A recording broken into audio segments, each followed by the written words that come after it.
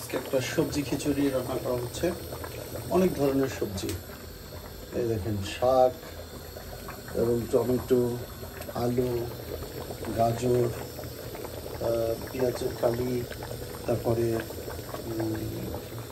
কী বলে একটা জুকিনি ইত্যাদি, মানে অনেকগুলো প্রায় 7-8 আইটেমের সবজি দিয়ে আমি একটা সবজি খিচুড়ি করছি। সব কিছু চালটা একটু একটু ভুনিয়ে চালের সাথে মুসুরির ডাল এবং মুগের ডাল, মুগের ডালটা একটু টেলে আগে তারপরে ধুয়ে তারপরে দেওয়া হয়েছে এবং চমৎকার করে কিন্তু সব কিছু দেওয়া হয়েছে এবং একটু বাটার অয়েল দেওয়া হয়েছে, একটু তেল দেওয়া হয়েছে, তারপরে মশলা সব কিছু জিরা গুঁড়া, তারপরে ধনিয়ার গুঁড়া, তারপরে হলুদের গুঁড়া সহ যত ধরনের মশলা আছে, লং, এলাচ, দারচিনি, তেজপাতা সব কিছু এবং লবণ সহ বসিয়ে দেওয়া হয়েছে এবং এই পর্যায়ে এসেছে প্রায় শেষের দিকে।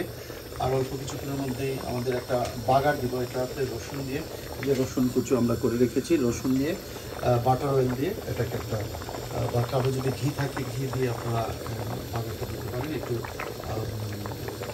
গোড়া জিরা দিয়ে বাগারটা দিলে একদম পরিপূর্ণ একটা লেটকা খিচুড়ি হয়ে যাবে। ওটা ভেজিটেবল খিচুড়ি এবং সবজি খিচুড়ি, অনেকে লেটকা খিচুড়ি বলে।